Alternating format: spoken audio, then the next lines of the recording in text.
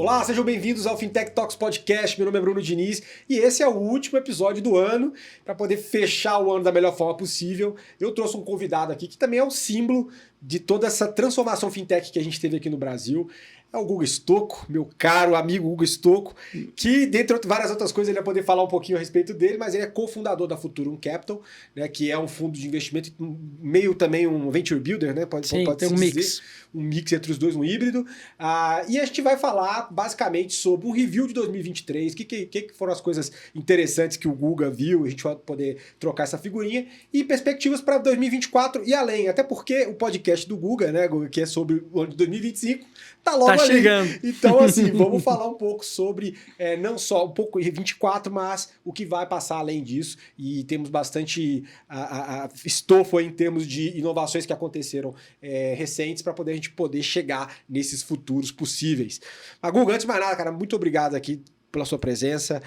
O Guga é um cara que quem entende de inovação e do mercado fintech sabe que ele é uma peça fundamental em todas essas discussões e o melhor convidado que a gente pode trazer para poder fechar esse ano aqui de podcast.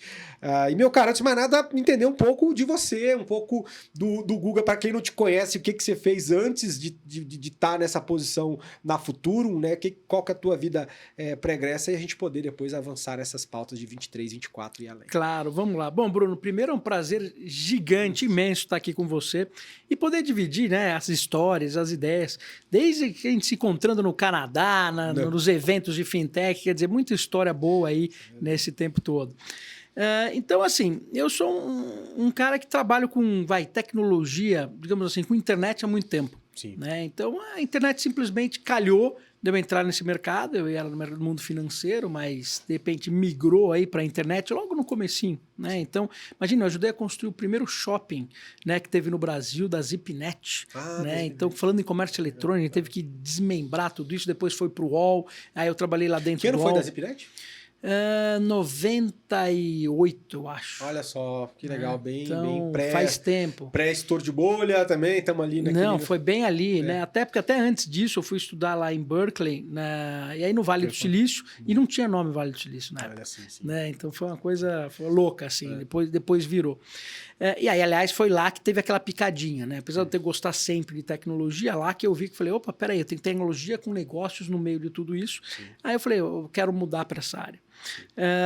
E aí depois do UOL eu fui country manager, né, de uma empresa, né, que vendia domínios na época, que depois foi adquirida pela VeriSign. Eu fiquei como country manager da VeriSign na época. Depois abri e aí foi legal, porque a gente vendeu o domínio antes de todo mundo.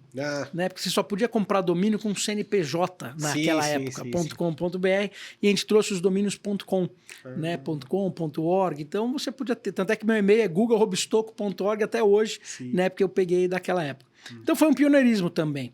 Né? Depois veio a parte de publicidade, então com a Te Respondo. Então a gente fez o que o Google faz antes do Google, né? Então a gente leiloava as 5 primeiras palavras-chave nos principais portais da América Latina. Então tinha o UOL, IG, MSN, Grupo Clarim, Terra, todos os buscadores eram nossos. Né? KD também? Ou não? Né? KD também era nosso. Sim. Né? E o legal disso que foi uma mega inovação na época, a gente chegou a ser o maior da América Latina, um dos maiores do mundo. E eu vendi essa empresa para o Yahoo em 2003. Legal. Né? Aí eu fui para a Microsoft para fazer a mesma coisa. Sim. Então, aí na Microsoft eu ajudei a construir o Bing, o Ad Center, né, o Live Maps, né, todas aquelas coisas lá. Foi experiência executiva que eu tive, muito legal. Ficou quanto tempo lá, Guga? Uns 4 anos. Legal. Então, indo e vindo para Seattle. Então, foi uma experiência boa. Inclusive, o líder da minha área, que era o Online Services Group, era o Satya Nadella. Olha né? só, então, que ascendeu depois. Que virou presidente. E a gente tinha reunião com ele quase todo mês. Então era muito interessante de ver, né? Você fala, caramba, olha onde fui, para onde o cara está hoje, né? Sim. Depois disso, o Buscapé, né? Quando o Buscapé foi adquirido pela Naspers. E aí, junto com o pessoal, cara, a gente comprou uma série de empresas, a gente realmente fez um trabalho de Buscapé na época que foi... Consolidação com o Monte Faro. Cara, a gente consolidou todo mundo. Virou era a maior empresa de internet da época. Para você ter uma ideia. Imagina, a gente era investidor do Brands Club, era investidor da Vtex, era investidor, cara, Save Me, Lumadi, tinha empresa que não acabava mais. Né? Aí eu saí de lá, Tá, e eu e o Borges, né, e o Marcelo depois, mas eu e o Borges do Buscapé, a gente comprou um pedaço do Hotmart, que era do Buscapé, que a gente adquiriu na época do Buscapé, trouxe para o nosso fundo e trouxe várias outras empresas. Então, nós três, né, que era o Marcelo, o Borges e eu, junto com o Kees Cullen, que era o fundador da Booking, né, a gente montou um fundo pequenininho, mas foi um fundo legal, teve 3 unicórnios, né, que foi o Hotmart e o Lodge Team Pass, né? Que demais, que foi legal. E no meio dessa história que eu acabei entrando no Original, porque era um fundo pequeno, a gente fez todo o investimento, eu tive o convite do Henrique Meirelles para ir para o banco, onde a gente aí construiu o primeiro banco digital, na verdade, naquela época do mundo. Que eu falo disso nesse livro aqui, inclusive, pessoal. O Fenômeno Fintech narra essa história, que tem a citação ao Guga e o primeiro movimento de banco digital, da forma como foi feito aqui no Brasil. Então, puta case. E ali foi muita coisa legal, porque, por exemplo, foram 2 grandes inovações. Primeiro, a abertura de conta digital. Tá citado também. Que essa foi o que viabilizou os bancos digitais. Você não tinha banco digital até então. Sim, né? sim. E a segunda foi o Open Banking. Sim. Na época, e o Open Bank foi interessante porque a gente integrou o banco no Instagram, etc, fez várias coisas, mas propiciou o quê? Quando eu estava no Original naquela época, eu fui responsável para comprar o PicPay. A gente comprou o PicPay e manteve o PicPay separado do banco. Sim. E para que o PicPay pudesse integrar, ele usou a plataforma de Open Bank. Sim, né? sim, então você integrou a plataforma de Open Bank e o PicPay conseguiu ser construído em cima da infraestrutura do banco original. Demais. E hoje o PicPay assumiu o Original, né? Um dos maiores do Brasil. Sim, né? sim. Então, quer dizer, a gente mostra aí, né, os benefícios da época de ter pensado fora da caixa e com tecnologia. E que virou a interface principal com o consumidor geral, amplo, com uma proposta inovadora, né, desde sempre. Mas o PicPay ficou muito maior do que talvez as pessoas imaginavam que ele ia ficar muito naquela maior. época. O PicPay é uma empresa aí de 40 milhões de clientes hoje. Né? Provavelmente quando for fazer um IPO e vai se preparar para isso, vai ser um dos maiores do Brasil. Sem dúvida, sem dúvida. E aí, depois de PicPay, de Original, como é que foi? Qual foram os próximos? Aí, quando eu saí do Original, foi quando começou minha vida em conselho, né, no conselho das empresas. Né? Hoje eu estou no conselho da TOTOS, já há 6 anos na TOTOS. Estou na 20 Partners, na Falcone. Mas participei ali de conselhos, né, ou comitês consultivos ou conselho de administração. Então, comitê consultivo da DASA, da Cielo, da B3. Né? Então, discutindo bem essa parte de blockchain. Tive também conselho de administração do Grupo Soma, no momento que eles fizeram o IPO, a aquisição da Hering e tudo mais, né, da App Vida. Então, foi interessante ali. Então, esse lado de conselhos e no lado empreendedor, né, eu montei aí a Futurum Capital, né, junto com mais 3 sócios, onde é um fundo de Venture Capital com Venture Builder, e eu tenho meu portfólio pessoal de investimentos, né, da V7, onde a gente investe em empresas de AI, blockchain, né, eu tenho um portfólio aí interessante em cima disso, educação. A V7 é um veículo do Guga pessoal, que você faz angel investing, por assim dizer. Né? Exatamente. Legal. E aí chega também, enfim, tem tantas coisas legais, aí tem consultorias também que você dá, palestras pra caramba também. Aí acabei virando um palestrante, porque o que acontece? A palestra é o maior gerador de lead para as empresas, tanto para Futurum, como na V7, os investimentos, né? E principalmente porque eu faço um trabalho de tentar trazer a empresa maior, aquela empresa grande, para próxima da startup. Sim. E no momento que a gente encontra esse fit, eu acabo fazendo os investimentos nas startups, etc. Então acaba sendo uma coisa muito legal. Então as palestras propiciam isso. Tá? É um grande gerador de leads, além de, eu acho que eu tenho dentro de mim, eu gosto de ensinar. Você é puta palestrante também, né? E gosto muito de ensinar e eu ia fazer isso de qualquer maneira. Sim. Mas acabou virando um negócio. Que legal, legal. Guga, muito bacana poder ter esse retrospecto, né, cara? Muita coisa interessante que você se envolve. E falando um pouco, agora também voltando um pouco para a nossa temática, passando a limpo um pouco do ano de 2023, que foi um ano também de muita coisa. A gente teve várias pautas, inclusive pautas de inteligência artificial generativa, que a gente viu o negócio decolar no final de 22, 23, isso bombou pra caramba, enfim. Mas a gente teve algumas coisas interessantes acontecendo, inclusive uma delas que foi o que você fez no finalzinho do ano, do IPO humano e tudo mais. Conta pra gente não só esse lance do IPO humano que você teve envolvimento aí direto, como também de outras inovações financeiras ou nesse ambiente aqui, seja de fintech, ou podemos até extrapolar para inovação de uma forma mais ampla, que você achou que valeu, que foi interessante, talvez a nossa audiência não esteja acompanhando. Olha, o que eu acho que aconteceu de interessante agora em 2023, falando do mercado financeiro de uma maneira geral. Você imagina que as fintechs, elas realmente se consolidaram. Tá? Porque você tinha as fintechs vindo, estavam crescendo, mas sempre visto numa grande empresa, uma fintech. Sim, né? Sim. Ela está crescendo, mas é uma fintech, algumas despontando, obviamente. Mas daí, logo depois da consolidação, quer dizer, quem que imaginar que um banco digital, no caso o Nubank, fosse valer o que valeu, né? E aí ultrapassando uma série de bancões. Né? Você vê o Inter ultrapassando uma série de bancões, você vê o PicPay crescendo, também ultrapassando. Eu acho que o grande banco não imaginou que isso pudesse acontecer. Em um período tão curto. Num período tão curto. Ele falou, isso vai acontecer, tudo bem, eu vou fazer o meu digital também, vai estar tudo certo. Não, isso foi uma disruptura. Paralelo a isso, a gente teve o Banco Central extremamente ativo na construção aí do Drex, né, e do Pix, né, que mudou o sistema financeiro. Então você viu que, né, que o próprio presidente do Banco Central falou, olha, em 2 anos não tem mais apps de banco. Né? Na verdade, o que ele está dizendo é o seguinte, o mundo vai ser das fintechs. Né? E você é um banco, você precisa ser uma fintech, você precisa ser uma empresa de tecnologia, porque eu tenho grandes plataformas de tecnologia que vão estar conectadas. Né? Então, se eu vou fazer pagamento, a gente está acostumado, pego o meu cartão, coloco. Veio a pandemia, matou o cartão. Você já usa só o celular. Se eu uso só o celular para eu estar usando a face, eu entrar num shopping, ele me reconhecer, eu pegar os produtos que eu quero e eu ir embora, né? Isso é tecnologia. Só que uma tecnologia atrelada a um produto financeiro que vai permitir que eu faça o pagamento, que eu faça o financiamento daqueles produtos. Essa empresa que faz isso acaba liderando e acaba sendo o que seria o próximo adquirente. Então, a gente vai ver, a gente viu. Acho que as grandes empresas viram que tecnologia realmente é core. Mas a gente já sabia antes? Sabia, mas não sabia que podia ser disruptada em tão pouco tempo. Exato. Então a gente viu que sim, uma grande empresa pode ser disruptada, fenômeno que veio do Covid, então esse é um ponto. Em paralelo a isso, você está vindo a parte da inteligência artificial. E a parte da inteligência artificial, ela funciona diferente. Então, eu tenho um banco, vamos supor, estou falando de um banco, eu tenho o app do banco e faço um requerimento. Vou lá fazer um pagamento, vou pedir meu saldo, etc. E eu tenho um sistema central aqui do banco que manda essas informações para mim. O banco sabe o que ele vai me informar? Sabe, 100%. Né? Exatamente. Tudo que eu pedi, ele me entrega e está tudo certo. Quando a gente começa a falar de inteligência artificial, a coisa muda de figura. Se eu pegar, por exemplo, o meu feed do Instagram e eu fizer um swipe para cima, o Instagram não sabe o que vai vir. Ele vai descobrir naquele momento. Porque o algoritmo vai ver naquele momento, né, a minha geolocalização, vai as coisas que eu clico, que meus amigos clicam, etc. Ele vai fazer essa conta e vai entregar um feed. Por isso que ninguém tem um feed igual.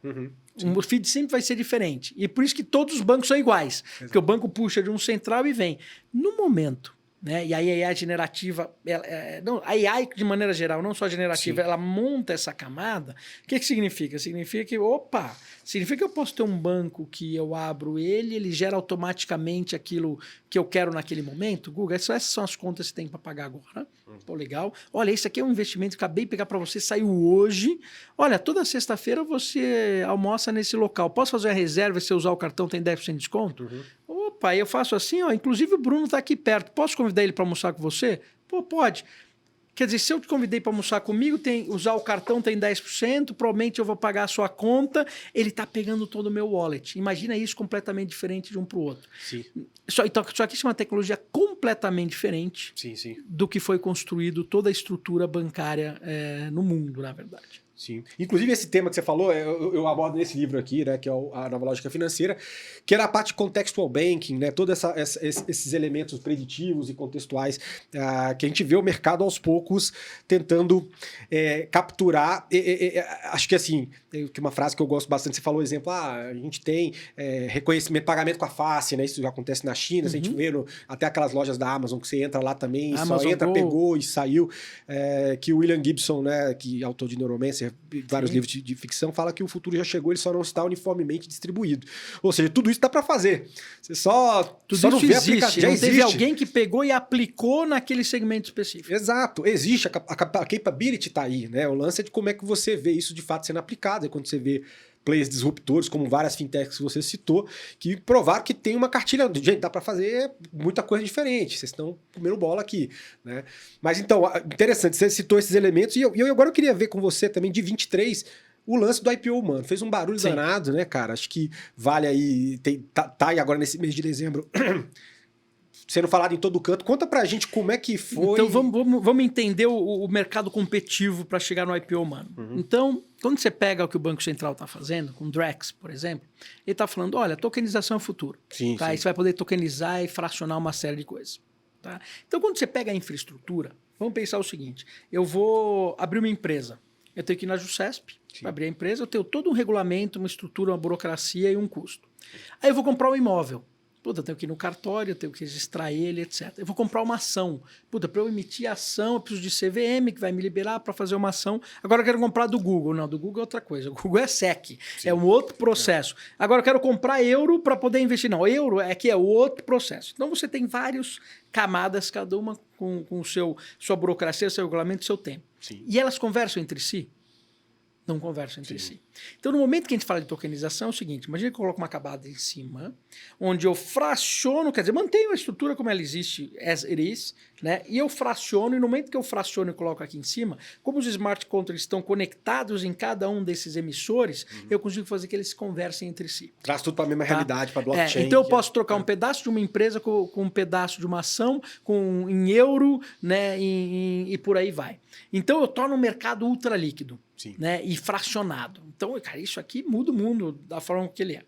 Qual que é o problema? Onde que eu vou fazer o settlement de tudo isso? Né? Que é onde entra o regulador. Fala, pô, você vai pegar aí e vai fazer em Bitcoin? Né? Bitcoin eu não vou perder meu controle de tudo. Sim. Aí onde entra o Drex, que vai falar o seguinte, olha, bonitão, vocês vão poder fazer tudo isso. Só que ó, o settlement vai ser feito nessa moeda digital. No momento que isso acontece, puta, cara, vai ser uma loucura. Sim. Então, vislumbrando isso, né, eu falei, cara, pode ter uma oportunidade grande aqui. Então, eu venho acompanhando uma startup já, que é a Gênesis, né, que se propôs a fazer não só IPOs humanos, como tokenização aqui no Brasil. Eu sou conselheiro deles, inclusive, né, o Richard, que é o CEO, um menino brilhante. E a gente já veio conversando há um tempo sobre isso. Então, eles estão construindo a plataforma, só que uma plataforma aprovada na CVM. Então, você tem uma série de... Por exemplo, precisa fazer um lower client robusto, né? Precisa ter algumas coisas ali dentro. Então, ele foi trabalhando a 4 mãos para conseguir construir o que seria esse IPO humano. Então, o que é isso? Na verdade, quando a gente diz de IPO humano, as pessoas vão valorizar a minha capacidade de entendimento de tecnologias, de mercado, para escolher empresas. Tá? E o deal flow das empresas que eu tenho naturalmente. Tá? Porque são caras que querem falar, eu quero ter você no conselho para me ajudar, ou coisas do gênero. Então, na verdade, a gente tem essa estrutura que ela é muito legal, porque no momento que eu construo tudo isso em blockchain, por exemplo, se eu vou fazer um fundo, eu tenho que pagar lá 40, 50 mil de auditoria, eu tenho lá o administrador, tem taxa de administração, é uma estrutura cara. Sim. A gente com o blockchain conseguiu fazer uma estrutura barata. Sim, sim. Tá? Então, quer dizer, esses tokens vêm e vão, e a gente, então, eu fraciono por ser barato. Eu não preciso ter 500 mil no mínimo para fazer o investimento. Eu posso fazer com R$1.500 num token de R$10. É um FIP tokenizado no caso seu? No caso, não é um FIP. No caso, você tem uma SPE. Tá? E a gente fraciona SPE, por quê? Porque a gente está na 88 de crowdfunding, então eu tenho que ter esses limites, porque senão a própria CVM falou, pô, se isso aqui eu começo a aumentar os limites sem entender o mercado, cara, muda o mercado todo da forma que ele funciona. Sim, sim. Então você fraciona, a gente faz o que a gente chama de uma joint venture, na verdade, com a startup, né? Então tem todo um processo. E com isso a gente vai escolher essas empresas. Então a gente escolhe as empresas, só que onde estão os benefícios? Você que comprou aquele token, dentro do smart contract desse token, você tem uma série de benefícios, que no caso específico do meu, ele está relacionado à educação. Então, educação sobre inovação, você vai ter uma série de acessos, você vai ter relatórios, você vai ter ferramentas específicas. Então, você não só vive o investimento, mas você vive a educação desse negócio todo. E você pode vender. Você pode entrar no mercado secundário e vender aquele token. Então, no fundo de venture capital, você não pode fazer isso. Então, passei de 500 mil para 1.500, né, com um token de R$10 e um prazo de 10 anos você tem que aguardar terminar o fundo para um prazo que pode sair vendendo depois na hora que você precisar. Então, isso... E os investidores desses tokens viram promotores. Então, por exemplo, você investiu no token, você tem um portfólio lá. Pô, Bruno, se você fazer com que essas empresas cresçam também, o teu token vai valorizar mais. É do seu interesse. Sim. Então, o alinhamento é muito grande. Então, eu diminuo o custo, né, eu aumento a liquidez, eu permito que a pessoa possa sair e faço com que todos sejam promotores desse negócio. Então, isso é o primeiro de uma série, mas, assim, muda por completo aí essa história. Então, no momento que a gente aumenta essa distribuição, lembrando que a gente pode vender para o institucional, sim, né? Porque a gente está aprovado pela CVM, etc. Então, tem institucional e tem pessoas. Cara, a gente tem realmente um negócio novo. Incrível. E assim, só para tentar entender um pouco do alguns steps, acho que, pô, só o fato da gente ter a tokenização de todo esse processo, que é algo que eu também falo muito aqui na era da criptoeconomia, mas de um outro formato, né? Então, vamos lá, o Google vai fazer o IPO humano dele. Com a grana que você captar desses tokens, é que você vai fazer os investimentos, ou seria algo já ligado à V7, que é a empresa que você tem? Não, mas a gente vai, com a grana captada, a gente vai fazer os investimentos, tá? É em cima de um deal flow que eu já tenho. E o legal é o seguinte, como a gente atua meio que... eu não tô com o chapéu do Venture Capital ou qualquer coisa, normalmente a gente vai co-investir junto. Eu vou co-investir junto com a Futurum Capital, eu vou investir junto, né, com grandes empresas. Então, isso acontece muito, tá? Então, tem uma empresa aqui que é grande, ela fala, cara, eu preciso resolver um monte de problema tecnológico, eu não tenho como contratar gente, e eu não sei escolher os startups, e se eu escolho, eu também não sei como fazer. Então tá bom, a gente encontrou essa empresa aqui, startup, que resolve o problema dessa grande empresa aqui, a gente faz um investimento na startup para fazer o projeto deles. E essa empresa maior também faz um investimento no projeto, então a gente ganha duas vezes. Então assim, tem um lado de desenvolvimento de negócios aí que é um pouco diferente de um fundo tradicional, né? Essa alavanca tem o ecossistema Google Stoco, com corporate, com startup, com a sua habilidade de investidor dentro do mundo de startup e inovação, que também já está dada aí, e nisso você faz... E a parte de tecnologia, onde eu envolvo normalmente algumas universidades. Então, eu tenho um acordo lá com a Universidade de Caxias, a gente tem uma empresa que chama Typical, que é uma empresa que trabalha com nanotecnologia, conectada à universidade, com a FINEP. Então, a gente tem uma entrada com a FINEP muito legal, muita empresa boa dentro da FINEP saindo, que é a ciência gerada no Brasil, né? Mas depois ele precisa virar, precisa ir para o mercado. Então, a gente acaba virando esse instrumento, né, com isso. Então, esse ecossistema faz uma diferença brutal. E o mínimo para entrar é R$1.500. R$1.500, né, mas o token é de R$10. Então, você tem R$1.500, depois você pode vender o token ou comprar token a cada R$10. Então, quer dizer, mais democrático que isso, impossível. Não, incrível. E certamente tenho convicção que vai inspirar mais pessoas a também adotarem, fazerem aí seus IPOs humanos com a Gênesis. Sim, eu vejo a própria Gênesis ali, já está com um roadmap, né, de coisas muito legais. Mas assim, acho que quando a gente falar de 2023 para 2024, isso aconteceu agora no final, dezembro, que a gente está aqui, super já. 2024 começa a ser uma consolidação. A gente vai começar a ver outras empresas também criando esse tipo de coisa, mas a gente vai ver que é o seguinte, olha, existe um caminho para o token, né? O blockchain está mostrando por que ele veio, né? Como tecnologia em cima de tudo isso. E lembrando, tudo isso só é possível porque lá na frente, quando isso ganhar um volume gigantesco, eu entro com o real digital, né? Para fazer o settlement desse negócio todo e a gente consegue dessa forma manter a estrutura que existe hoje. É o próximo passo evolutivo em termos de infraestrutura financeira que a gente vai ter no país, conectando iniciativas já existentes, todo mundo cripto que já existe com realidade, né, fazendo a convergência do tradicional em cima dessa nova infra, enfim, debaixo desse capô. Mas certamente vamos ver mais coisas interessantes. E Guga, olhando, bom, isso foi um pouquinho de 23, essa consolidação, iniciativas como essa, voltadas para a tokenização, que eu também entendo que vão acelerar muito. Já tem muita gente fazendo, tem o pessoal da Leak lá com o token de investimento de direitos creditórios, TDIC, também abstraindo um monte dos custos que a gente tem, porque no final das contas, securitização e construção de produtos e serviços financeiros, você vai ceifar muito, vai dinamizar muito e reduzir custo ali naquela base, né? Mas olhando para 24, o que você olha de tendência macro, tá? Não estou falando só de fintech aqui, depois eu passo para fintech, mas macro, o que você entende que vai rolar mais? Eu vou começar do macro, depois eu vou para fintech. Tá? No macro, a gente percebeu a AI generativa. A diferença é que a AI generativa, do que a gente viu em 2023, onde você cria os seus LLMs, seus Large Language Models, eles foram focados, por exemplo, em texto. Então, ChatGPT, texto. Midjourney, imagem. Tá? Teve algumas coisas com música, etc. e tal. Agora a gente vai ver em 2024 a AI generativa multimodal. Então, o que significa? Significa que eu, como ChatGPT, ou eu treinando o modelo, eu treino imagem, texto, sons e etc. Que é a Gemini, né? Gemini a Gemini é o exemplo de você fazer um multimodal. O que significa? Uma IA generativa multimodal significa que aquela história dos agentes, né, passam a ser realidade. Então, por exemplo, o que é um agente? O agente é uma inteligência artificial que você se relaciona. Tá? Então, o Alexa se relaciona com o Siri, você se relaciona com o Waze, você se relaciona. Aí eu gosto de brincar muito com o Waze, né? Tipo, você questiona o Waze? Você só segue o que ele está pedindo. Você segue o que está pedindo, né? Depois tem uma outra final, pessoa que questiona. Eu, às vezes, questiono ele, mesmo sabendo que aquele caminho que eu faço há 10 anos, eu vou lá, cara, e acabo seguindo o Waze. Por quê? Porque ele é um trusted agent. Sim. É um agente que você confia. Então, uma AI multimodal, eu tenho um trusted agent, pode ser um trusted agent financeiro, por exemplo. Sim, sim. Tá? Então, qual que é o melhor investimento para fazer? Né? E esse agente traz o melhor investimento, e se ele faz isso 10 vezes, ele vira trusted agent. Aí eu paro a questionar ele e aceito tudo isso. Pode ser para investimento, né? Pode ser para o que for. Sim. Então, a gente vai começar a ver isso acontecer. E no momento que isso acontece, tá? Eu mato, né? Eu começo a perder o poder do aplicativo. Sim.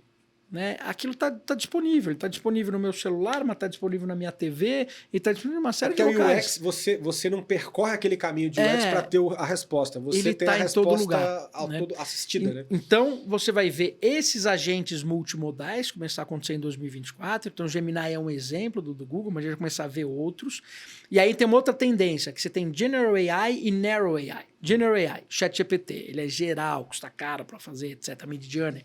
O Narrow AI é quando eu foco para resolver um problema específico. Tá. Então, no Midjourney eu mando fazer uma casa, ele faz uma casa. Agora eu quero a planta da casa. Sim. Então, uma Narrow AI que vai construir a planta da casa. Então, você imagina que a gente vai ter isso. Imagina investimentos. Né? Eu tenho uma Narrow AI que vai entender o mercado brasileiro, tudo que tem ali, tudo que está relacionado. Ele já vai fazer todas as contas que eu preciso que sejam feitas de imposto, etc., de risco, de taxa de juros, né? E eu vou conseguir conversar com ele conforme determinadas necessidades. Então, esse Narrow AI, quem deter os Narrow AIs, né? Como eles são plataformas e você se conecta. Sim. E todo mundo que desenvolve um software, uma coisa, você conecta coisas, depois você nem vai ver onde é que você conectou, vai ter muito poder. Tá? Então, acho que esse é um ponto. O segundo ponto que a gente vê em blockchain é a própria tokenização, né? Porque, de novo, tokenização dá liquidez e liquidez muda tudo. Tá? Liquidez e democratização. Então, eu acho que a gente vai ver isso agora acontecer em 2024. Né? Então, não só Bitcoin tendo um ETF, que você começa a olhar, voltar a olhar para o mercado de cripto, mas essa cripto mais regulada, de certa forma, onde você simplesmente fraciona, isso é muito grande. Né? Às vezes, eu converso com... Cara, bom, eu sou do mundo de blockchain, eu gosto disso, eu gosto da coisa descentralizada, etc. Mas esse mercado é muito grande. O mercado regulado ele é muito grande, ele é seguro e você tem uma disruptura grande para acontecer. Ele pega o mainstream, né?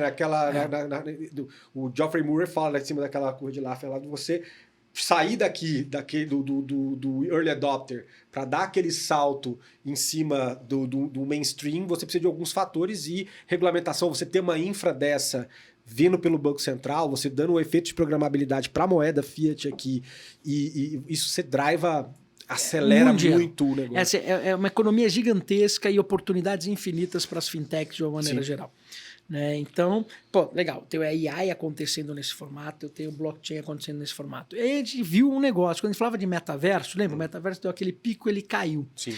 Só que agora a gente está começando a entender aplicações específicas. Por quê? Porque ninguém ia sair na rua de óculos, aquele óculos gigante, não tem nem como, né? Nem funcionava direito. Sim. Só que agora a coisa começou a mudar. Então você vê o Quest 3 lá do Meta para você aprender a tocar piano. Então você toca Beethoven lá no primeiro dia. Sim. Então, isso, daí você vai falar, tudo bem, isso é algo específico, mas para as escolas de piano, isso faz uma diferença brutal. Né? Se eu for fazer, por exemplo, a arquitetura e engenharia e eu conseguir mapear meu digital twin, né, aquele óculos já serve muito bem para eu ver o que está acontecendo. E vai ter o lançamento do óculos da Apple. Tá? Então, a gente vai ter o Spatial Computing em 2024 vai começar a acontecer. Aquilo que se imaginava 2 anos atrás, lá no meio da pandemia, metaverso, etc., você vai começar a ver agora ele engatinhar e criar soluções específicas a partir de 2024. Sim. Por quê? Porque agora eu tenho devices que são bons o suficiente para que eu resolva determinados problemas. Sim. Tá? E aí tem um lado, foge um pouco de tudo isso, que eu acho que é a nanotecnologia.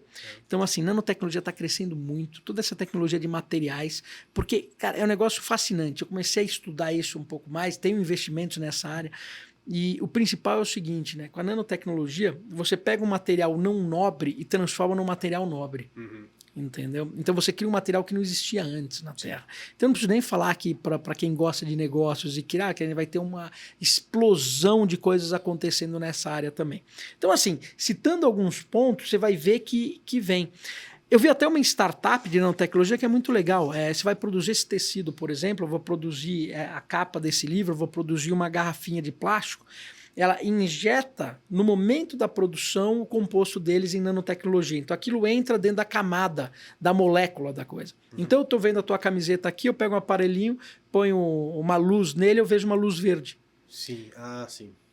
É impossível de tirar, e você não vê olho nu. Então, essa luz verde significa que essa camiseta foi produzida na Prada em 2024, legal. Etc, etc. Que esse livro aqui, realmente, esse papel veio de uma celulose reflorestável, natural. Você consegue saber tudo. Certificado de origem e combinando isso com blockchain que já está aí. Isso conectado no blockchain significa que eu tenho um traqueamento completo absurdo, de tudo, que não tem como falsificar. É um outro mercado. Sim. Entendeu? Então é um exemplo só para você ver incrível, que, né? Quando você aplica isso, realmente é brutal. E olhando mais para o micro, olhando fintechs, a gente pegou um macro aqui interessante. Isso. Aí a gente entra no mundo de fintechs, então eu vejo, obviamente, inteligência artificial vai mudar a forma como você programa, que nem eu falei na questão do Instagram, você vai ter que começar a construir baseado em dados. Então, as aplicações vão ser baseadas em dados. Customizando ao máximo ali. Então, você vai começar a ver isso. E, cara, isso é uma arquitetura diferente, são pessoas diferentes, é um formato diferente. Vai ter que mudar tudo para que isso aconteça. Enquanto lá atrás a gente falava de Open Banking, gateway de APIs, etc. Separar o legado. Isso continua porque o legado existe. Só que agora você precisa ter uma camada de dados que vai receber essas APIs e vai construir a experiência, não importa onde ela vai ser. Então, você vai ver isso acontecendo forte. Blockchain, obviamente, com tokenização. Então, o exemplo que eu dei do IPO humano. Então, a gente vai ver isso acontecendo cada vez mais. Globalização. Então, a globalização entrou. Então, até mesmo antes da tokenização, você vê as contas globais acontecendo. Sim, claro. Então, todo mundo agora fazendo conta global. Por quê? Porque, se eu tenho uma conta global, eu tenho dinheiro em dólar. Né? Se eu tenho em dólar, eu posso comprar as coisas nos Estados Unidos. Né? Eu posso comprar ações. Então, você pega uma Avenue, por exemplo, o que ela é? Eu transfiro meu dinheiro para lá e lá eu compro, né, ações. Então, se eu consigo comprar isso, conforme eu vou criando as experiências, começa a entrar naquele modelo que é o seguinte, eu vou comprar aqui Petrobras, Google, minha carteira vai ter tudo isso. Tudo bem que eu fiz o câmbio, comprei para cá, etc., mas eu começar a ver essas coisas se unirem. Né? E você ter acesso a instrumentos globais. E vice-versa. Imagina se eu construo um instrumento, né, de uma renda fixa brasileira aqui, redeado em dólar, e vendo isso lá nos Estados Unidos, né, com uma rentabilidade em dólar super legal. Então, a gente vai começar a ver essas quebras de barreira que já estão acontecendo, e aí muda muita coisa. Muda muita coisa porque você vira uma empresa, você vai ter que começar a pensar global. Um banco nunca pensa global pela dificuldade de tudo isso. Agora não. Peraí, se eu estou na XP, eu invisto lá fora, se eu estou no Revolut, eu estou em todo lugar, isso é um banco global. É outro quebra de paradigma, né, das grandes instituições. Vai falar, peraí, eu vou ter que ser global agora?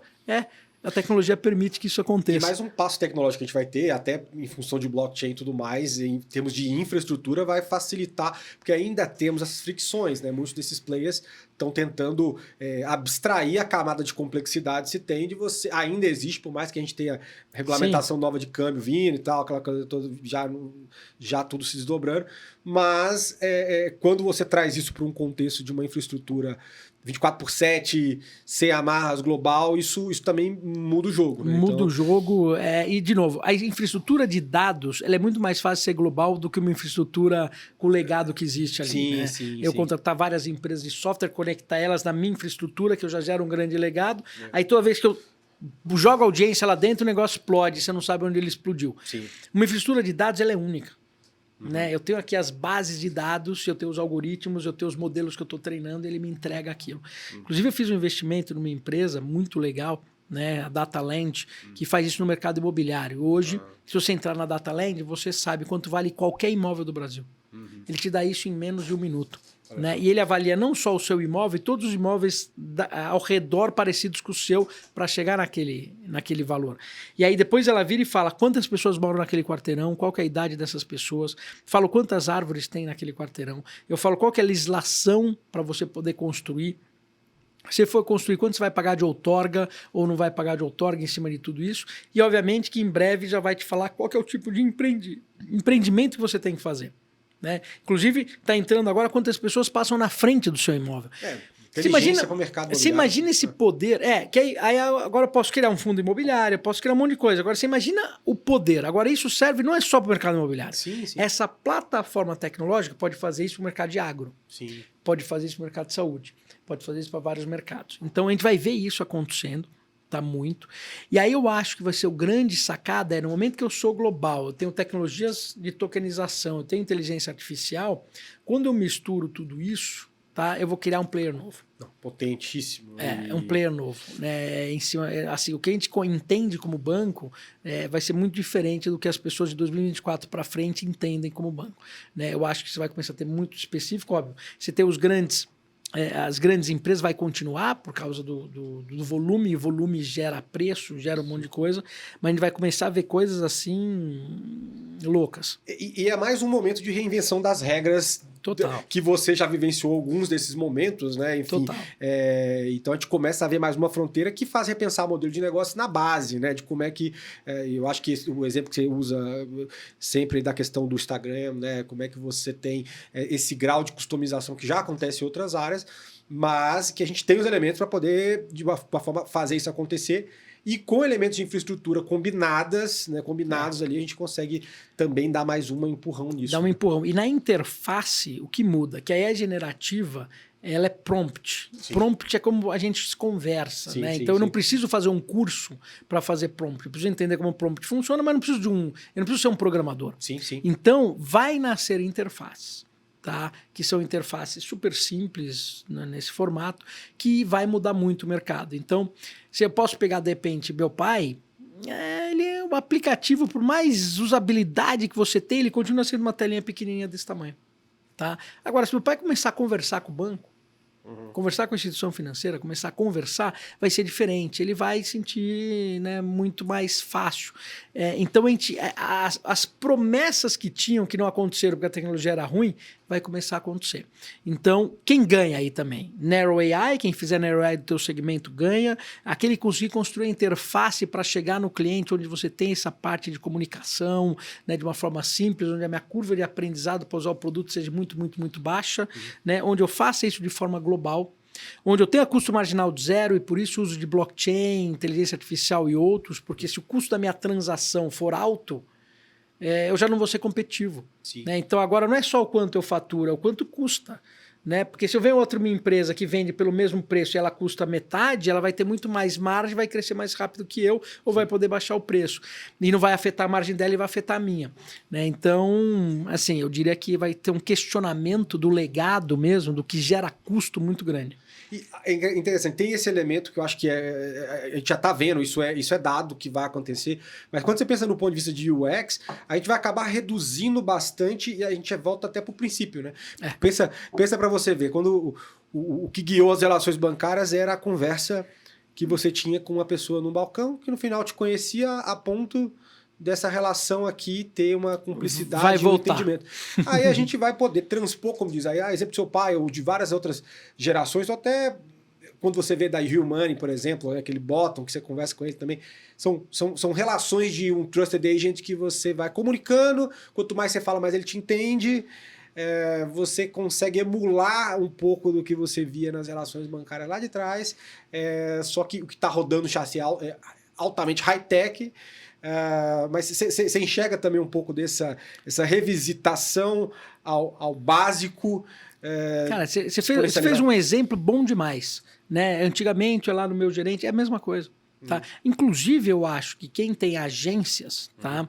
Se bem trabalhado, vai ser uma vantagem competitiva. Porque você precisa ter uma agência que seja custo marginal de zero, primeiro ponto, não que seja custo. Então, ele vai ter que ter uma experiência muito grande lá dentro. Mas é um luxo que uma empresa 100% digital não tem. Exato. Né? Então, você tem uma oportunidade aqui, né, para tratar bem essa pessoa. Então, você vai ter um gerente, ter uma pessoa, mas essa pessoa é suportada pelos agentes. Sim. E depois você continua esse processo. Então, que nem você está ouvindo falar Human Language as Protocol. Então, Human Language as Protocol significa que o executivo vai fazer parte desse negócio. Tá, o executivo vai poder criar os seus prompts, vai poder criar suas inovações. Então, aí a gente amplia a inovação de uma forma exponencial. Cara de negócio está desenvolvendo também, não só a área técnica, né? Então, você explode aqui as possibilidades, né? Sem dúvida. E Guga, a gente falou de possibilidades, né? De coisas que vão esquentar para ir para 24. No lado contrário, o que você acha que vai esfriar, cara? Assim, talvez temas ou temáticas ou discussões ou modelos de negócio que já tiveram um outro impulso e que agora está voltando. Eu acho que a gente vai ter uma discussão entre produto e funcionalidade. Tem muitas fintechs que são funcionalidades. Isso é interessante. E é muito difícil você ter um aplicativo no teu celular. Que sobrevive. Que você use ele. Não, eu tenho aqui, tudo bem, eu faço aqui um negócio específico para você. Eu faço só câmbio. Ou eu faço só um empréstimo específico. E tem muita coisa legal. Não, mas eu tenho uma puta taxa, eu sou legal, eu disruptei esse mercado, juntou, mas você é uma funcionalidade. Sim. Entendeu? E as funcionalidades vão ser abocanhadas pela AI generativa e etc, para esses grandes players que vão conseguir criar essas UIs todas. Então, quando eu olho, às vezes, muitas fintechs, eu vejo, cara, essa fintech é brilhante, mas ela é uma funcionalidade. Isso é verdade. Né? E funcionalidade, para ganhar escala, vai ser difícil.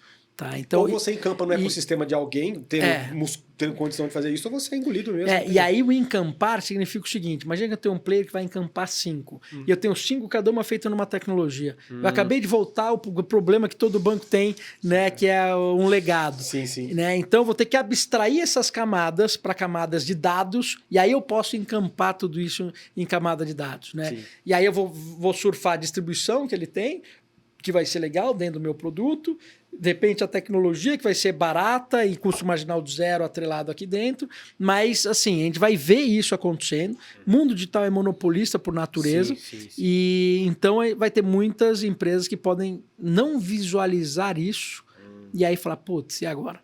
Eu não vou conseguir a escala.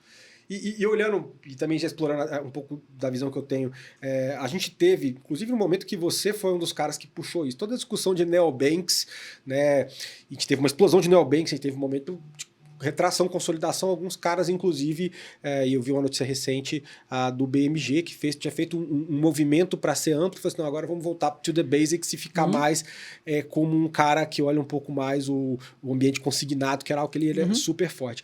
Você vê também um pouco de um arrefecimento em relação a neobanks aqui no Brasil, porque o jogo virou muito cachorro grande, a barreira de entrada é super alta, ou você vê talvez uma nova página disso sendo reinventado mais uma vez com novos instrumentos? Eu acho que o neobank não teve oportunidade, tá? Não deu tempo, porque ele não conseguiu ganhar escala, né, no modelo que foi. E muitos neobanks também são funcionalidades. Sim, esse é um ponto. Entendeu? Então, eu tenho muito neobank que é uma funcionalidade, ele resolve um problema específico de um segmento específico. Sim. Num segmento, já é difícil pegar cliente. Eu diminuo minha quantidade de clientes para cá, mas faço uma mega experiência, mas continuo tendo um mercado pequeno né, para vir. Então, acho que neobanks vai entrar na história da funcionalidade. Sim. Tá? Mas eu acho que assim, a gente vai ter oportunidades de alguns deles podem ser o que vai ser o futuro dos bancos. Porque quando eu olho um banco digital hoje, ele é um banco normal de forma tradicional. O exemplo do Instagram, ele é customizado? Não, tu é igual ao outro. Então, não deu salto, mas eu tenho um puta atendimento. Como o atendimento dos bancos eram ruins, então ter um puta atendimento aqui é bom. Então essa aí que é disruptura. Mas esse jogo já meio que normalizou. Já né? normalizou. Então, eu acho que vai existir sim oportunidade para ter alguns neobanks que vão despontar pelo uso da tecnologia correta, da arquitetura correta, sendo global, etc, etc. Maravilha. Né? Então, eu vejo isso, assim, vai acontecer. né? Então vejo como oportunidade. E pensando agora, indo para um pouco do lado da Futuro, tá, do que vocês têm feito, obviamente vocês devem trabalhar algumas teses. Quais teses aí de longo prazo vocês trabalham em determinados setores, né? E obviamente não estamos falando só de fintech aqui, sendo um pouco mais amplo, e entender um pouco da dinâmica daquilo que vocês trabalham como venture builder e daquilo que vocês buscam no mercado, e até também para a nossa audiência entender o que é tamanho de cheque que vocês Legal. trabalham. Lá na Futuro, a gente costuma falar que a gente olha Deep Tech. Né? Mas no fundo, o que significa essa Deep Tech? Significa que eu estou usando tecnologia ou modelo de negócio para fazer a disruptura num segmento. Tá? Então a gente vai olhar empresas que fazem isso. Então, por exemplo, a gente investiu na 100 Foods, que chama Typical agora, que ela fazia proteína da ervilha verde e agora está fazendo proteína de micélio. Né? Então você tem hambúrguer, você tem frango, você consegue criar várias comidas, né, que eles já têm hoje, que na verdade ele é vegetal, mas, cara, é fantástico. Então isso é uma disruptura, né? Eu posso entrar nesse mercado de food tech de uma forma legal. Então, isso aqui é uma empresa que a gente fez um investimento. Posso olhar para a Agroforte, né? Que ela faz o crédito agrícola para o pequeno agricultor ali, principalmente quem está na parte lá de aves e tudo mais, consolidou esse mercado, cara, está crescendo absurdamente, porque ela conseguiu construir uma tecnologia para dar crédito que ela tem uma inadimplência muito baixa. Então o segredo foi nessa construção dessa tecnologia e, obviamente, no relacionamento dos sócios nesse mercado. Pô, isso aqui faz todo sentido, é uma disruptura. Né? Ou na Zef, que é uma empresa que aí é Venture Builder, né? Porque a gente viu uma oportunidade lá nos Estados Unidos, falou, caramba, né? Você tem os multivitamínicos, é muito difícil você tomar um multivitamínico, como funciona, para que funciona, e a gente pegou uma tecnologia de Stripe que você põe na boca e vai direto para o sangue. Então você não mexe com o estômago e você manda uma fórmula multivitamínica fantástica para você, que é o Dr. Khan que fez nos Estados Unidos, que é um cara brilhante. Então você quer saber lá sobre energia, para dormir, para foco, vem. Então a gente olhou isso, falou, tem uma tecnologia aqui de Stripe, tem um cara que sabe fazer as fórmulas, vamos juntar. Né? E vamos criar um negócio novo, né, que você compra, carrega no bolso e põe na boca como se fosse uma balinha, e isso é um multivitamínico. Então isso aqui não tem, é a empresa que a gente viu a puta oportunidade, mas não existe. Vamos construir. Tá? Spaceflix, no meio da pandemia, pô, quando você vai pega um móvel, né, e ele faz na fábrica, esse móvel vende para um distribuidor, que vende para um lojista, é cascata de imposto, um monte de coisa. Pô, se eu pegar os móveis direto aqui e alugar na ponta, puta, eu consigo alugar numa direto margem na fábrica. legal, Você vai lá na fábrica, e alugo direto aqui. Eu eliminei todos esses intermediários, eu tenho uma puta margem, e você lá comprou um apartamento para um Airbnb, ou vai ficar um tempo, em vez de você comprar tudo aquilo, você aluga. Ou para o home office, né? Então a gente fez isso, a Spaceflix, aí a gente construiu dentro de casa. Construiu dentro de casa também a Red Unit, né, que é de segurança. Então a gente tem um investimento na Elitron, que é uma empresa de cibersegurança, só que ela é uma boutique. Ela atende grandes clientes super focados, né, com problemas complexos. A gente falou, vamos usar esse expertise e construir uma plataforma para o pequeno e médio. Então agora o pequeno e médio vai ter acesso a isso. Existe essa plataforma? Não, então vamos construir. Né? Então ali, o investimento daquilo que existe, está correndo, você investe, e a gente pega alguns projetos só, tá? Porque não dá para pegar muito, isso é uma coisa que a gente aprendeu no meio do caminho, né? Para fazer crescer. Vocês rodam quantos, mais ou menos, como Venture Builder? Vocês têm um capacity máximo?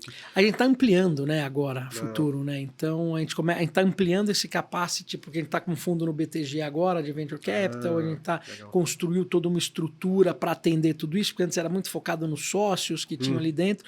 Então agora você criou uma máquina de moer carne lá dentro. Né? Então isso vai começar a acontecer cada vez mais.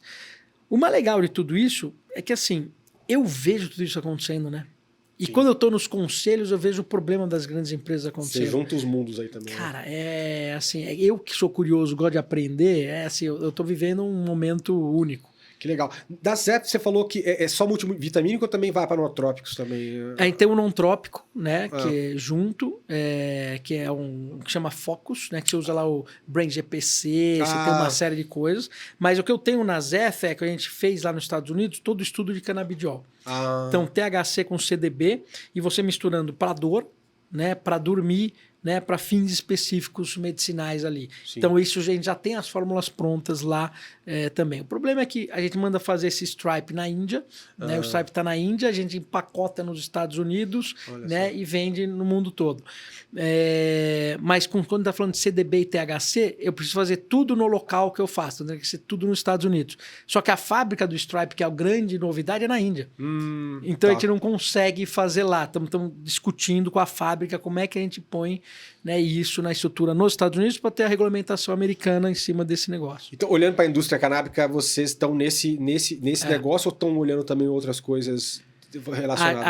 A gente olha, né? Então tudo que tem a ver principalmente com a parte medicinal. Sim. Né? E acompanhando a legislação também. Tá. Né? Mas assim, é disruptura, né?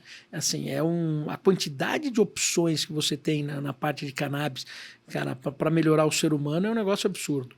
Incrível. Né? Só que você tem ainda a questão de regulamentação, você tem ainda... É um processo doloroso e caro. Sim. Né? Para você poder seguir todos os protocolos. Não, claro. E também vai case by case quando a gente olha as jurisdições de país. E como você falou, pega na Índia, não sei o quê. Então tem um nível de complexidade também envolvido nesse sentido. E Guga, aproveitando até, cara, pela tua vivência como investidor, como empreendedor e tudo mais, qual é a dica que você dá tanto para investidores quanto para empreendedores, olhando agora para 24?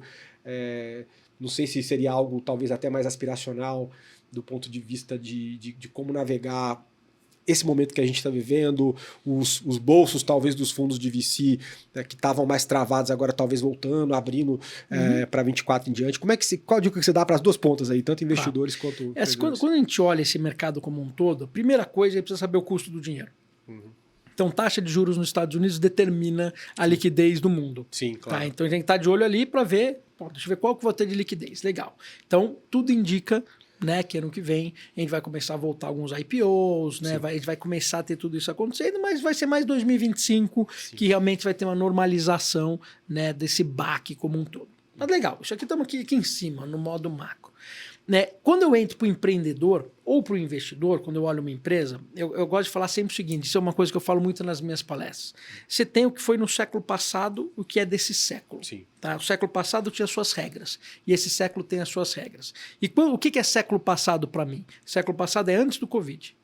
Esse século é depois do Covid. Então, se sua empresa iniciou antes do Covid, você vem apresentar ela para mim hoje, e eu falar, você mudou a tua estrutura organizacional? Você mudou a tua forma de tecnologia? Você está olhando o mundo pós-Covid, que ele mudou um monte de coisa? Se sim, é um ponto positivo gigantesco. Se não, é a mesma estrutura organizacional, estou batendo na minha tese, sou resiliente, estou indo, eu falo, cara, legal, mas o mundo que você construiu isso é um mundo diferente do mundo de hoje. Sim. Tá? Então, é muito importante olhar o que é o mundo de hoje. Né? Então, não é simplesmente eu colocar uma tecnologia aqui, agora eu tenho essa tecnologia e vou resolver esse problema. Não, a coisa aqui é muito mais intrínseca. Então, um bom exemplo disso é a adquirência. Sim, né? Cara, adquirência, maquininha, etc. Não, tenho aqui uma adquirência, mas ela é mais inteligente, etc. Tem maquininha? Tem. Não dá. Né? Eu tenho que ser um negócio que eu entre na loja e ela me reconheça. Mudou o processo. É um mini-channel que você está construindo, né? Então eu estou aproveitando tudo isso ou não? Continuo coisas separadas. A internet está aqui, meu físico está aqui. Pô, não dá, isso assim não vai funcionar. Então, o que é esse mundo novo? Eu preciso que as empresas estejam olhando para isso. Um dos atributos que eu olho sempre é o seguinte, para um CEO, né, a principal ferramenta que um CEO tem é a estrutura organizacional. Tá? Porque ele tem a possibilidade de construir a estrutura que ele quiser. Sim. Eu quero pessoas assim, assado, que vão resolver isso. Eu quero um squad que vai funcionar dessa forma para resolver esse tipo de problema. Eu quero um administrativo que funcione assim. Meu RH deixa de ser RH, começa... Qual é o meu Chief Learning Officer? Qual é aquela pessoa que vai entender como vai ensinar as pessoas que estão lá dentro? Sim. E ele estrutura. Então, se essa estrutura é tão poderosa, então você vai falar, pô, entrou a inteligência artificial, eu não conheço. Tudo bem, contrata quem conhece. Sim. Coloca numa estrutura. Então, a estrutura organizacional é fantástico. É a mesma estrutura do século passado? É. Complicou. É verdade. Porque você não vai dar conta dos problemas. Né? Você vai querer resolver um problema de AI de dados usando antiga, né? O teu pessoal que está usando a estrutura, entendeu, antiga. Não vai funcionar. Né? Isso serve para um monte de coisa. Então, assim, esse é um dos pontos principais, principalmente uma empresa grande que está caminhando e fala, e agora, como eu vou me reestruturar? começa na organização. Onde eu aprendi isso? Isso eu aprendi na Microsoft lá atrás. Porque eu nunca passei 6 meses com o mesmo cargo. Olha só. Porque ela muda. Então a gente lá dentro falava, a Microsoft é desorganizada, ela já mudou tudo de novo. Não é isso. A dinâmica do mundo mudou, eu preciso mudar a minha estrutura para resolver essa dinâmica. Que incrível. Então, a Microsoft tinha Windows, não sei o quê, veio o online, tinha que criar o Online Service Group. Né? Depois fez Online Service Group, não, agora temos que dividir. Search é uma coisa, isso aqui é outra, portal é outra. Aí depois veio o seguinte, cara, a gente precisa ir para a nuvem. Então, a nuvem é outro negócio. É flexível, né? O negócio vai moldando. Criam estrutura para resolver aquele problema. Olha, e eles são muito bons de criar estrutura nova e contratar e vir. Então, você está sempre andando. Então, quando eu vejo isso numa empresa, eu falo, aqui tem. Eu estava agora na palestra, no evento do John, e foi legal, né? Então, teve uma pessoa lá que trabalhou na Riot, etc., e falando, olha, quando eu vou contratar alguém, eu quero saber a capacidade de prompt que essa pessoa tem para gerar. Porque ele não precisa saber a ferramenta, mas ele precisa saber pensar. Sim. Então, eles dão desafios para você criar prompts específicos. De coisa que a gente pode... Para contratar a pessoa. Super recente toda essa realidade. Então, quer dizer, você vai ter que entrar lá no ChatGPT e fazer um prompt e para ver qual que é a tua capacidade de pensar. Que demais. Cara, então você vê aqui o diploma de Harvard e eu venho com diploma nenhum. Outras formas. Né? E o diploma nenhum. O cara fala, tudo bem, você está em Harvard, isso é legal pra caramba, você não tem diploma nenhum, mas tá aqui, vocês dois vão fazer um prompt. Vamos ver quem resolve esse problema melhor. Olha só. Cara, quer falar assim, eu quero ver a tua capacidade de desenvolver soluções com as ferramentas que vão ser ajudar a resolver as soluções, os problemas que a gente vai ter daqui pra gente. Eles só contratam assim. Quanto tempo tem a generativa prompt? 1 ano? Pois é, exato. É incrível isso, né, cara? E eu acho esse um tremendo fator que faz a gente repensar, mas é igual você falou, né, Guga, assim, as regras do jogo daqui por diante, elas estão sendo escritas. Tem ferramenta aí que já está no jogo e que algumas pessoas talvez enxerguem isso muito mais como curiosidade. Obviamente, muita gente botou a mão no ChatGPT, mas eu tenho certeza que a grande maioria deve ter botado para curiosidade ou para fazer uma coisa que é subnível do que dá para fazer com aquilo. Dos problemas que você pode estar resolvendo no seu dia a dia ou do que você pode estar implementando de solução dentro do seu negócio, né? De uma forma... Não, eu tenho uma plataforma que eu criei para mim, para eu aprender. Tá? Então, eu tenho um robô, um crawler, que entra e busca todas as fontes de inovação na fonte mesmo. E traz aquilo para mim e organiza num algoritmo específico. Então, eu fico sabendo tudo o que está acontecendo. Aí eu olhei para aquilo, aí veio a inteligência artificial. Falei, caramba, como que eu vou fazer inteligência artificial? Então, eu olhei e falei, peraí, vamos resumir essas notícias. Eu já cheguei, resumo, acelerei minha forma de aprendizagem, já estava resumido. Sim. Vamos agora conectar tudo isso e fazer com que uma puxe a outra notícia, então eu puxo um fio, e esse fio vai trazendo aquelas notícias. Acelerou meu processo de aprendizado. Então vamos colocar agora o seguinte, quero fazer frameworks. Né? Então vou colocar que tipo de framework eu quero fazer, gera o framework automaticamente para mim. Já que gera um, por que você não gera 10 de uma vez? Entendeu? Sim. Cara, que é o Sócia.ai. E essa ferramenta que eu acabei criando para mim, eu tornei ela uma ferramenta para qualquer pessoa, como se fosse uma grande comunidade, que vai estar atrelada ao token, por exemplo. Então, legal. Você vai ter acesso a uma ferramenta que nunca ninguém viu. Assim, você vai olhar para aquilo, depois eu te dou o acesso para você ver, você vai falar, pô, como assim? Como que eu tenho tudo isso, né, de informação e de onde vem? Fica até meio esquisito. Cara, é uma coisa que eu construí, né? Obviamente, não fui eu que desenvolvi, eu tenho um sócio brilhante que desenvolve. Mas os building blocks estão aí. Mas eu fui construindo os building blocks. Eu preciso resolver um problema de aprendizado meu, porque eu estou num conselho, estou na ponta, eu preciso estar com a informação na ponta disso. Eu estou investindo, eu preciso estar com a informação na ponta desse negócio. Estou dando palestra. Eu não posso chegar lá e falar uma coisa que todo mundo já conhece. Sim. Não faz sentido nenhum. Incrível, incrível. E Guga, não, é surpreendente, a gente está chegando no final do nosso papo aqui, eu acho que deu para cobrir várias visões, eu sempre aprendo muito com os papos que a gente tem, mas eu queria ver qual consideração final você deixa agora no final de ano, né, para a nossa audiência, para o pessoal, seja aí uma mensagem que você quer plantar ali na mente do pessoal para criar reflexões. A gente está no fim de ano, começo de ano ali, é um momento de bastante reflexão, talvez tenha alguma coisa que você possa elucidar. Eu acho o seguinte, a gente está entrando num mundo de ideias. Tá? A gente tinha no século passado o mundo dos trabalhadores, workers. Sim. Agora a gente está no mundo dos thinkers, né? Então as pessoas que pensam. Então você trabalhava por hora. e ganhava por hora. Agora você vai trabalhar como? Na resolução de problemas. E você vai ganhar pelos problemas que você resolve. Quanto mais difícil o problema você resolve, mais você vai ganhar. Não é mais por hora. Então a geração de ideias vai ser um negócio brutal. Só que aí entra a minha frase, até para terminar, né? Eu acho que ideia é a base de tudo, mas ideia sem execução é alucinação. Então, de nada adianta. A gente está entrando no mundo das ideias, é onde as ideias vão fazer a diferença, mas se você não sabe executar, você não vai conseguir viver. E aí a parte de execução 2024 para frente, ela tem que ser brilhante. Porque se você executa errado, vai errando um pouco muito essas rotas, isso é custo, no custo marginal de zero vai te afetar. Né? Se você acha que a sua ideia vale sem execução, ela não vale. Desculpa, não esquece. Você vai alucinar com ela, você vai ficar pensando quando pode ser. Então eu acho que a gente vai ter um ano de execução. Tá? Nós precisamos de ideias, só que a forma de executar vai ser vantagem competitiva. Como que se executa rápido e barato? Então, por exemplo, eu tenho meu time, aí eu vou pegar meu time, todo mundo treinado em copilots, por exemplo, com as suas AIs, eliminando todo o trabalho repetitivo e ele focado no trabalho criativo. Então, as empresas que fizerem isso, por exemplo, vão ter uma vantagem competitiva muito grande, porque ela vai fazer a mesma coisa que uma empresa com 10 vezes mais pessoas. Então, eu acho que assim, estamos numa era de ideias e execução. E o instrumental tá aí, as pessoas têm que colocar a mão o quanto antes nisso, tangibilizar para execução de fato, que é o que vai fazer com que elas consigam, de fato, ingressar nesse momento novo. Né? Brinco até o seguinte, o Batman não vai brigar com o Coringa de sunga. Ele vai como? Cinto de utilidades dele. Com o cinto de utilidades. Né? Como que tá o seu cinto de utilidades? Exato. Tremenda reflexão. Primeiramente, agradecer você por participar e você aqui, aproveitar o final de ano para tomar essa injeção de ânimo aqui, desse papo que eu tive com o Guga. Né? Trabalhe seu cinto de utilidades, diria. Um ótimo final de ano a todos. Se você curtiu o papo, não deixa de fazer a sua inscrição no canal, deixar teu like e enviar para alguém que possa se beneficiar desse tanto de ideias, esse caldeirão de ideias que a gente conseguiu discutir aqui. Um grande abraço, um ótimo 2024 para vocês e a gente se vê em breve. Até mais!